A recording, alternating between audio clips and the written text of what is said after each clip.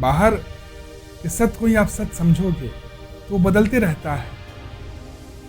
कुछ दिन पहले अनिरुद्ध आचार्य जी का जो सब्सक्राइबर बेस था वो 1 करोड़ प्लस हो चुका था और वो अपने चैनल पे लिखे भी हुए थे, क्लेम कर रहे थे कि दुनिया का सबसे पहला 1 करोड़ होने वाला स्पिरिचुअल गुरु, 1 करोड़ सब्सक्राइबर पार करने वाला स्पिरिचुअल गुरु। तो क्या अनिरुद्ध आचार्य जी ज्ञानी हो गए? अनिरुद्ध आचार्य जी का अभी भी प्रमाण शास्त्रीय है, अभी भी उस शास्त्र को ही प्रमाण मान रहे हैं, स्वयं को प्रमाण नहीं मान रहे हैं। आज आचार्य जी का सब्सक्राइबर 4 करोड़ प्लस हो चुका है। इससे पहले संदीप माहेश्वरी का सबसे ज्यादा था, तो उसका लोग भक्त बना हुआ था। लेकिन कुछ दिन पहले ये कुछ वीडियो रखे थे आचार्य जी के बारे में, तो इतना कमेंट आया उनको, इतना निगेटिव कमेंट आया कि उनको अपना जो वीडियो था वो डिलीट करना पड़ा। तो लोग यहाँ पे भीड़ का भक्त हैं, सत्य का भक्त नहीं है। जहां भीड़ देखते हैं कि ज्यादा भीड़ है, उसी का भक्त बन जाते हैं, वही ट्रेंडिंग में चलने लगता है, वही सत्य हो जाता है। तो यहाँ पे वो साफ तौर पे वो बोलते हैं आचार्य जी कि मुक्ति जैसा कोई चीज नहीं है, इनलाइटनमेंट जैसा कोई चीज नहीं है। अब ये खुद बोल रहे हैं कि पूर्णता जैसा कोई चीज नहीं है, पूर्णता जैसा कोई चीज ही नहीं है, इनलाइटनमेंट जैसा कोई चीज ही नहीं है। तो फिर ये जो वेदांत पढ़ा रहे हैं, ये जो उपनिषद निकला है, ये कहां से आया? इसका सोर्स क्या है? इसका सोर्स एक मुक्त पुरुष ही इसका सोर्स हो सकता है, एक इनलाइटेंड पर्सन ही इसका सोर्स हो सकता है। इसका सोर्स कोई अनइनलाइटेंड पर्सन नहीं हो सकता है। कृष्ण जब बोल रहे हैं कि मैं ही सोर्स हूं, मैं ही गोल हूं, मैं ही होल हूं, I am the source goal and whole, मैं ही परमात्मा हूं, मैं ही भगवान हूं, तो फिर ये गलत बोल रहे हैं। अब आचार्य जी गीता को तो प्रमाण मान रहे हैं, तो क्या कृष्ण प्रमाण नहीं है? गीता कृष्ण का प्रमाण नहीं है, कृष्ण गीता का प्रमाण है। गीता से कृष्ण नहीं आया है, कृष्ण से गीता आया है। स्टेटमेंट से स्टेट नहीं पाया जा सकता है, स्टेट से स्टेटमेंट निकाला जा सकता है। सबसेट से यूनिवर्सल सेट नहीं पाया जा सकता है, यूनिवर्सल सेट में सबसेट को पाया जा सकता है। तो ये बोल रहे हैं कि मुक्ति जैसा कोई चीज नहीं है, और जो बोलता है कि मैं मुक्त हूं, मैं पूर्णता को प्राप्त कर चुका हूं, जो खुद को भगवान बोलता है, वो पाखंडी है, वो आडंबर है। एक तरफ ये बोल रहे हैं और दूसरी तरफ उसको पढ़ा रहे हैं जो ये बोला है कि मैं परमात्मा हूं, मैं भगवान हूं, मैं मुक्त पुरुष हूं, मैं पुरुषोत्तम हूं। तो ये आडंबर यहीं पे दिखता है, यहीं पे ये लिमिटेशंस दिखता है। तो फिर ये ओशो को क्यों पढ़ाते हैं, ओशो को क्यों मानते हैं? ओशो का मैं सुना हूं कि इनके आश्रम में ओशो का बहुत अच्छा, बहुत बड़ा चित्र टांगा हुआ है। ओशो तो अपने आप को भगवान कहा, ओशो तो अपने आप को परमात्मा कहे, अपने आप को ही ब्रह्म कहे, मुक्त कहे, इनलाइटेंड कहे।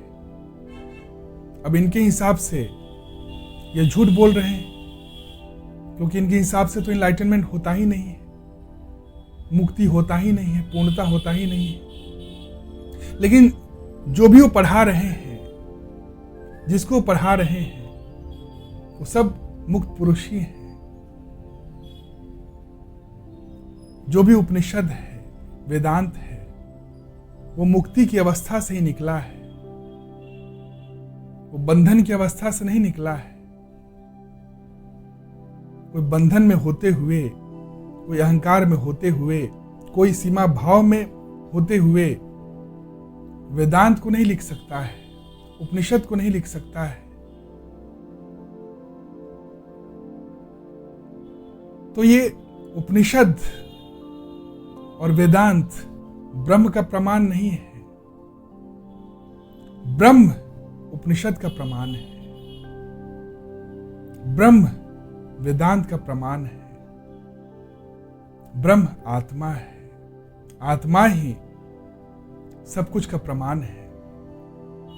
और जो स्वयं में पूर्णता को प्राप्त नहीं किया है, वो अभी पंडित है, वो अभी शास्त्र को प्रमाण मान रहा है, वो अभी शास्त्री जी है, वो अभी ज्ञानी नहीं हुआ है। ये जो बोल रहे हैं कि जो स्वयं को मुक्त कह रहा है, इनलाइटेंड कह रहा है, भगवान कह रहा है, वो ढोंगी है। लेकिन जो भी वो पढ़ा रहे हैं, जिसको भी पढ़ा रहे हैं, वो सब ने अपने स्वयं को प्रमाण माना है, वो सब ने स्वयं को भगवान माना है, स्वयं में ईश्वर को पाया है। तो पूर्णता होता है, इनलाइटनमेंट होता है, परम ज्ञान होता है, परम अवस्था होता है। और ये पंडित नहीं जान सकता है, ये ज्ञानी ही जान सकता है। पंडित यहीं पे आके रुक जाता है, क्योंकि वो स्टेटमेंट तक ही सीमित है, वो स्टेट को नहीं पाया है। जो स्टेट को पा लेता है, स्टेटमेंट स्वतः उससे निकलता है। कृष्ण कभी भी वेदांत को प्रमाण नहीं माने। जब वो गीता बोल रहे हैं, वो ये नहीं बोले कि मैं जो बोल रहा हूं वो वेदांत से बोल रहा हूं, वो स्वयं को प्रमाण माने। और वो जो भी बोले हैं वो वेदांत से अलग नहीं है, वो उपनिषद से अलग नहीं है। कोई भी ऋषि उसको काट नहीं सकता है, वो स्वयं को प्रमाण माने हैं। तो जो भी ज्ञानी होता है वो स्वयं को ही प्रमाण मानता है। उसका प्रमाण शास्त्र नहीं होता है, उसका प्रमाण स्वयं होता है, आत्मा होता है, क्योंकि वो पूर्णता से बोल रहा है। बाहर के सत्य को ही आप सत्य समझोगे तो वो बदलते रहता है। कुछ दिन पहले अनिरुद्ध आचार्य जी का जो सब्सक्राइबर बेस था वो 1 करोड़ प्लस हो चुका था, और वो अपने चैनल पे लिखे भी हुए थे, क्लेम कर रहे थे कि दुनिया का सबसे पहला 1 करोड़ होने वाला स्पिरिचुअल गुरु, 1 करोड़ सब्सक्राइबर पार करने वाला स्पिरिचुअल गुरु। तो क्या अनिरुद्ध आचार्य जी ज्ञानी हो गए? अनिरुद्ध आचार्य जी का अभी भी प्रमाण शास्त्री है, अभी भी उस शास्त्र को ही प्रमाण मान रहे हैं, स्वयं को प्रमाण नहीं मान रहे हैं। अभी भी वो शास्त्री ही हैं, पंडित हैं, ज्ञानी नहीं हुए हैं। तो सिर्फ सब्सक्राइबर को देखकर कोई सत्य को नहीं पा सकता है कि भाई ये सब्सक्राइबर इसका ज्यादा है तो ये जो बोल रहा है सत्य बोल रहा है। ऐसी बात नहीं है, क्योंकि ये बदल जाता है। आज आचार्य जी का सब्सक्राइबर 4+ हो चुका है, 4 करोड़ प्लस हो चुका है। इससे पहले संदीप महेश्वरी का सबसे ज्यादा था, तो उसका लोग भक्त बना हुआ था। जो भी वो बोलता था, भाई जो भी वो बोल दिए, अब लोग उसी को सत्य मान रहा था। लेकिन कुछ दिन पहले ये कुछ वीडियो रखे थे आचार्य जी के बारे में, तो इतना कमेंट आया उनको, इतना निगेटिव कमेंट आया कि उनको अपना जो वीडियो था वो डिलीट करना पड़ा। तो लोग यहां पे भीड़ का भक्त हैं, सत्य का भक्त नहीं है। जहां भीड़ देखते हैं कि ज्यादा भीड़ है, उसी का भक्त बन जाते हैं, वही ट्रेंडिंग में चलने लगता है, वही सत्य हो जाता है। लोगों के लिए भीड़ ही सत्य है। आम लोग जो होते हैं उसके लिए भीड़ ही सत्य बन जाता है। भगवत गीता में पुनर्जन्म की बात हुई है, भगवान कृष्ण पुनर्जन्म का बात किए हैं और ये कह रहे हैं कि पुनर्जन्म होता ही नहीं है। आत्मा का पुनर्जन्म नहीं होता है, चलिए ठीक है, मानते हैं आपकी बात, आत्मा का पुनर्जन्म नहीं होता है क्योंकि आत्मा एक ही है। आत्मा ना जन्मता है ना मरता है, ठीक है, आपकी बात मैं मानता हूं। जीवात्मा प्रकट होता है, जीवात्मा शरीर के रूप में आता है, उसी को जन्म कहते हैं। और जब जीवात्मा शरीर को छोड़ता है उसी को मृत्यु कहते हैं। और फिर जो जीवात्मा है वो फिर नया देह धारण करता है, तो फिर वो पुनर्जन्म हुआ। और यही कृष्ण कह रहे हैं गीता में कि आत्मा जीवात्मा के रूप में जन्म लेता है, मरता है, जन्म लेता है, मरता है। ये साइकिल जो है, ये चेन जो है, ये चलते रहता है। कब तक? जब तक वो अपने स्वयं को जान नहीं लेता, जब तक वो मुक्त नहीं हो जाता, जब तक उसे आत्मबोध नहीं हो जाता। आत्मबोध होना ही मतलब क्या हुआ? अपने विराट स्वरूप आत्मा को साक्षात्कार कर लेना, जान लेना कि वो सीमा नहीं, वो असीम है, वो आत्मा है, अद्वैत है, पूर्ण है। तो आत्मा जो ये जीवात्मा जो है, जीवात्मा का तो जन्म ले रहा है ना, तो आत्मा ही जीवात्मा के रूप में जन्म लेता है, मरता है, जन्म लेता है। ये साइकिल जो है, बर्थ और डेथ का जो साइकिल है, ये जीवात्मा लेता है। लेकिन जीवात्मा आत्मा से अलग नहीं है। अस्तित्व का यही खेल है, ये चलता है। और ये कह रहे हैं कि पुनर्जन्म होता ही नहीं है। तो कर्म का जो सिद्धांत है ये इसी पे टिका हुआ है, जन्म और मृत्यु। तो जब आप नकार रहे हैं कि पुनर्जन्म होता ही नहीं है, तो आप कर्म के सिद्धांत को भी आप नकार रहे हैं।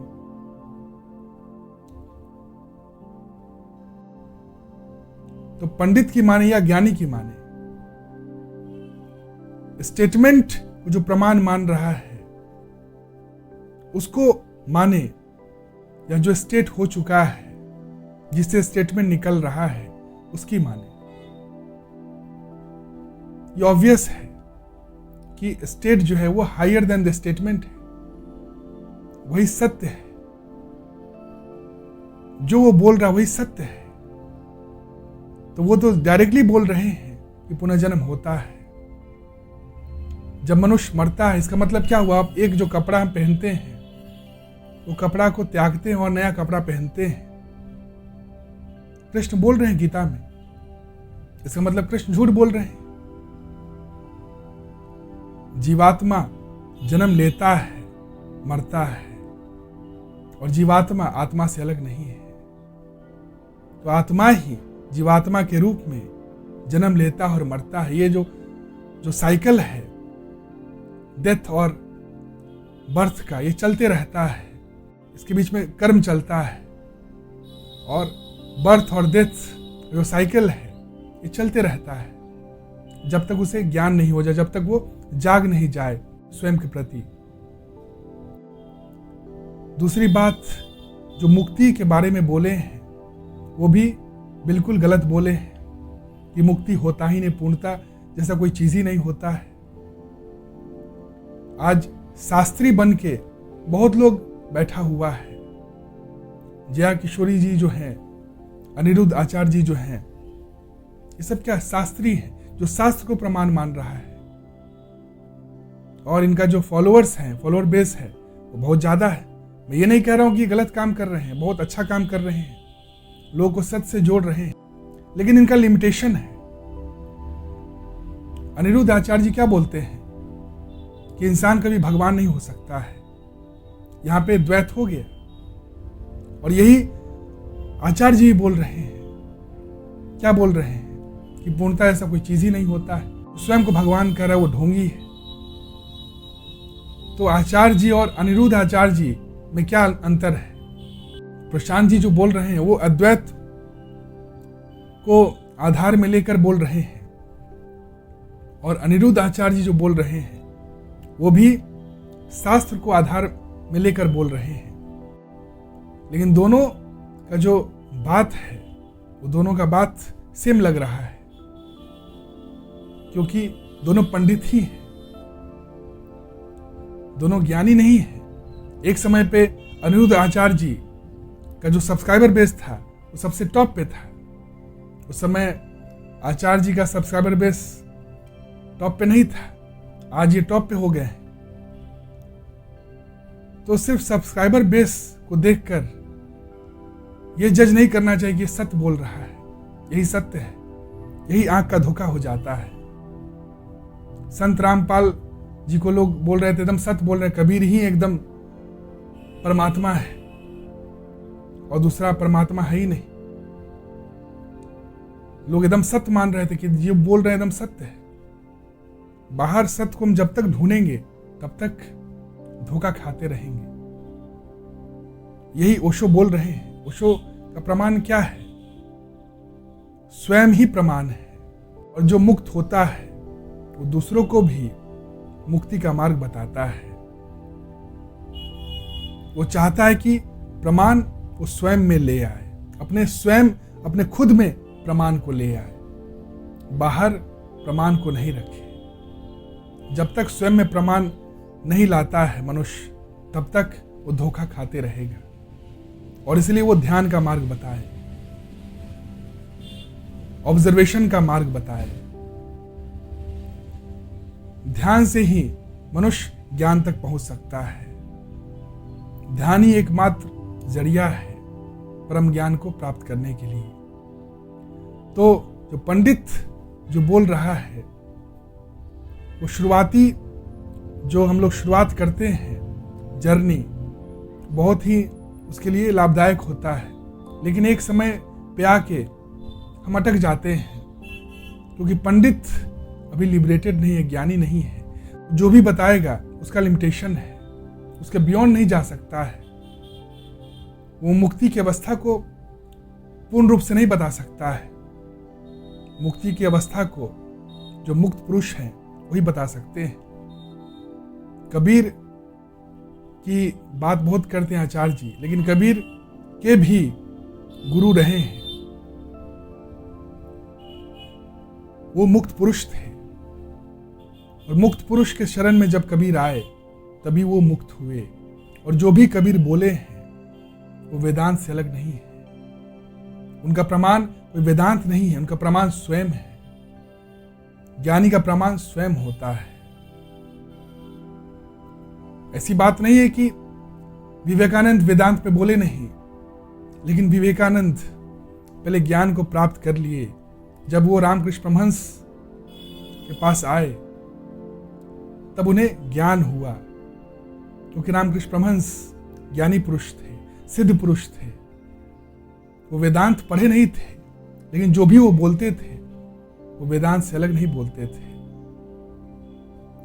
जब उनके समीप में आए तब वो भी इनलाइटेंड हुए। उसके बाद जो भी बोले हैं वेदांत पे, वो वेदांत से अलग नहीं बोले हैं।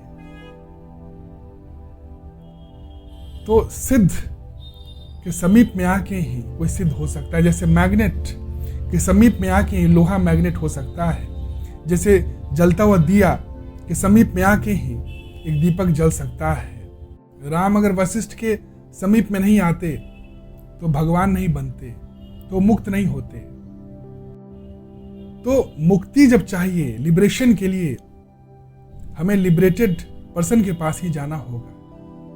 और लिबरेटेड पर्सन का प्रमाण बाहर नहीं होता है। ब्रह्म का वो प्रमाण बाहर नहीं मानता है, ब्रह्म का प्रमाण वो स्वयं में मानता है, आत्मा में मानता है। आत्मा ही ब्रह्म का प्रमाण हो सकता है। कोई शास्त्र ब्रह्म का प्रमाण नहीं हो सकता है। शास्त्र तो ब्रह्म ज्ञान ही लिखता है। शास्त्र जब निकलता है वो ब्रह्म ज्ञानी से निकलता है।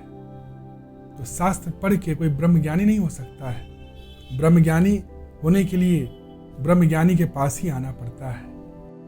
तो गुरु का इंपॉर्टेंस ग्रंथ से ऊपर है।